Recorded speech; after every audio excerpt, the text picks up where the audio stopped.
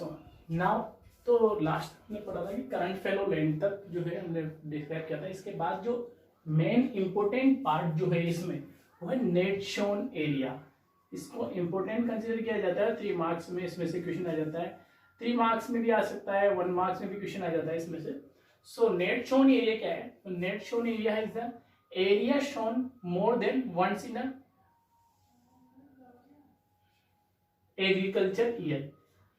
एक agriculture year में जहां पे मोर देन 1 इन मतलब यहाँ पे आप एक साल में एक से ज्यादा बार जो है क्रॉप शोन करते हो, यानी प्रोडक्शन करते हो, क्रॉप कल्टीवेशन करते हो। और इसको जो है यहाँ पे plus net sown area known as gross cropped area, इसको ग्रोस क्रॉप्ड एरिया के नाम से भी जानते हैं। मतलब आप सिंपल सी लैंग्वेज में समझो कि नेट शोन एरिया क्या है। नेट शोन एरिया है जिस एरिया में यानी जिस फील्ड में या फील्ड में आप जो है मोर देन 1 एक से ज्यादा बार जो है क्रॉप का प्रोडक्शन करते हो इन अ 1 agriculture year, that is called net sown area या प्लस ग्रोस क्रॉप एरिया। इसके बाद हम यहाँ पे ज्योग्राफिकल डिस्ट्रीब्यूशन की अगर हम बात करें तो हमारा ज्योग्राफिकल एरिया जो है वो 3.28 स्क्वायर किलोमीटर, बट उसमें ओनली 93% पार्ट ही हमारा अवेलेबल है, क्योंकि 93% पार्ट के अलावा 7% मीनिंग पार्ट जो है वो ईस्टर्न स्टेट्स में आ जाता है, तो वो कल्टिवेबल नहीं है। उसके बाद जो है पीओके है, पाकिस्तान ऑक्यूपाइड वाला है। उसके बाद चाइना वाला सरबेट नहीं है। तो ये कुछ माउंटेन रीजन वगैरह है, तो ये रीजन जो है वो हमारे कल्टिवेशन में या हमारे एरिया में इंक्लूड नहीं किया जाता। तो ओनली 93% एरिया ही जो हमारे यहाँ पे अवेलेबल है। उसमें जो है हमारा जो मेन रीजन जो बताने का है इसके पीछे क्या है कि हमारा एग्रीकल्चर नेट शोन एरिया जो है वो इंक्रीज हो रहा है, लेकिन यहाँ पे डिक्रीज हो रहा है हमारा क्या पेस्चर लैंड। जो पेस्चर लैंड जो है वो कंटिन्यू डिक्रीज हो रहा है। उसके पीछे रीजन क्या है? क्योंकि पेस्चर लैंड को या वेस्ट लैंड को जो है कंटिन्यू जो है नेट शोन एरियाज में जो है कल्टीवेशन में जो है पुट किया जा रहा है। जैसे हम एग्रीकल्चर पर्पज के लिए मान सकते हैं, या फिर जो है उसको इंडस्ट्रियल पर्पज के लिए मान सकते हैं, या इंफ्रास्ट्रक्चर पर्पज के लिए मान सकते हैं। तो कंटिन्यू जो है पेस्चर लैंड जो है वो डिक्रीज होती चली जा रही है। इसके बाद जो है अगर हम करंटली बात करें तो नेट शोन एरिया है हमारा 54%। तो लेकिन उसमें भी जो है इनडिस्क्रिमिनेटली जो है ये डिवाइडेड है। जैसे अगर हम पंजाब हरियाणा और यूपी की बात करें तो पंजाब हरियाणा वाले पार्ट में जो है यहाँ पे आपको 80% एरिया जो है वो नेट शोन एरिया में इंक्लूडेड होगा।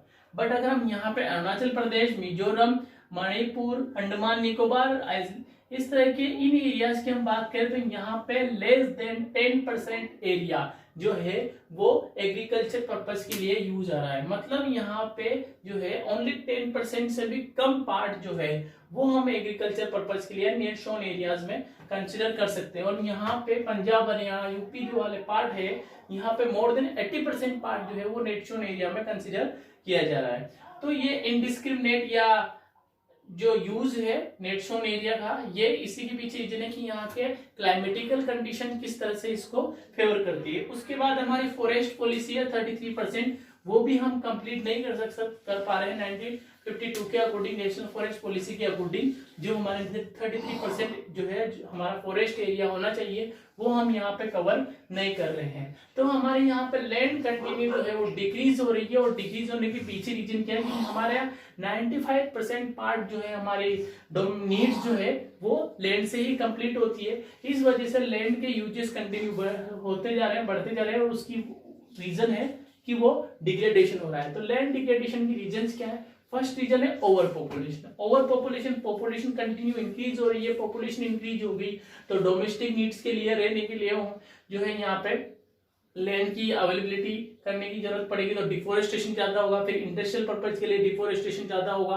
तो यहाँ पे जो है डिफोरेस्टेशन जो है इंक्रीज होगा। दूसरा कि एग्रीकल्चर एरिया बढ़ाना पड़ेगा, क्योंकि एग्रीकल्चर प्रोडक्शन इंक्रीज करना पड़ेगा। तो उसके लिए भी हमारे को जो है ओवर पॉपुलेशन यहाँ पे बहुत इम्पैक्ट करता है, और पॉपुलेशन जो लैंड को डिग्रेडेड करता है। दूसरा रीजन है यहाँ पे ओवरग्रेजिंग। तो ओवरग्रेजिंग की वजह से जो है यहाँ पे जो है डिग्रेडेशन हो रहा है। Overgrazing mainly Rajasthan, Gujarat, MP वाले पार्ट में जो है होती है। और इस ओवरग्रेजिंग की वजह से जो है कंटिन्यू जो है वो लैंड डिग्रेडेड होती चली जा रही है। दूसरा रीजन है यहाँ पे माइनिंग, थर्ड रीजन है यहाँ पे माइनिंग से अधिकतर लैंड डिग्रेडेशन होता है झारखंड छत्तीसगढ़ वाले रीजन में, उड़ीसा वाले रीजन में, एमपी वाले रीजन में, क्योंकि यहाँ पे कंटिन्यू माइनिंग वगैरह की वजह से, एक्सकेवेशंस की वजह से क्रैक्स वगैरह हो जाते हैं और आसपास की जो लैंड जो है वो अनकल्टिवेटेड हो जाती है। उसके बाद यहाँ पे सैलिनिटी और एल्काइनिटी वाली बात, जो प्रॉब्लम्स है, वाटर लॉगिंग वाली प्रॉब्लम्स है, ये अधिकतर मोस्टली प्रॉब्लम ये अपीयर दिखाई देती है आपको पंजाब, हरियाणा और यूपी वाले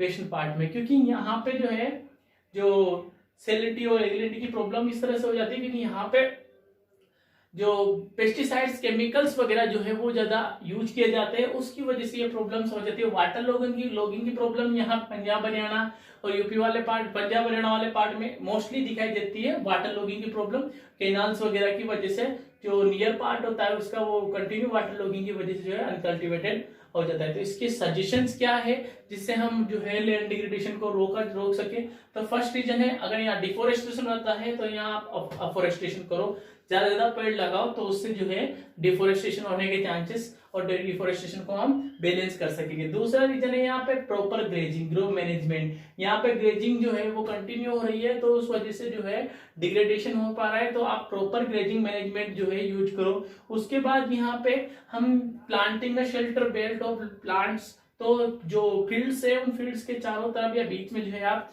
प्लांट्स जो है वो ग्रो करो ताकि वो शेल्टर बेल्ट का काम करे और लैंड को जो डिग्रेडेड होने में रोके, उसकी जो रूट्स जो है वो लैंड को या सोइल को जो है होल्ड करके रख पाए। उसके बाद stabilization of sand dunes. Sand dunes हमारे राजस्थान में या इंडिया में जो है, राजस्थान में जो सैंड ड्यून्स की वजह से कंटिन्यू इंक्रीज होता चला जा रहा है और उसकी वजह से जो है लैंड डिग्रेडेड हो रही है। तो लैंड को कंटिन्यू सैंड डिग्रेडेशन से रोकने के लिए हमें सैंड ड्यून्स को रोकना पड़ेगा। रोकने के लिए हमें चेक यूज करना चाहिए, वहां पे जो प्लांटिंग वगैरह करनी चाहिए उनको स्टेबलाइज करना चाहिए। उसके बाद कंट्रोल ऑन द माइनिंग्स वगैरह जो है उनको कंट्रोल किया जाए ताकि जो है उससे क्रैक्स वगैरह से और लैंड डिग्रेडेशन की प्रोसेस में जो है डिप्लेशन आए। उसके बाद नेक्स्ट 6 जो है वो proper discharge of disposal of industrial influential.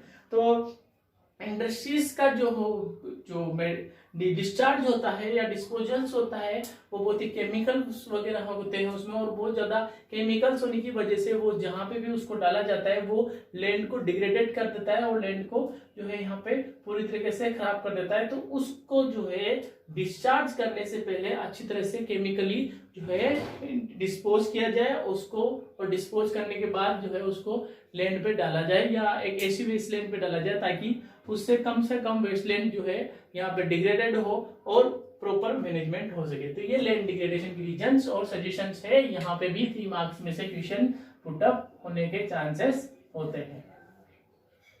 इसके बाद नेक्स्ट टॉपिक है हमारा लैंड डिग्रेडेशन के बाद सोइल फॉर्मेशन, किस तरह से सोइल का फॉर्मेशन होता है और कौन कौन सी सोइल्स हमारे यहाँ पे इंडिया में अवेलेबल है।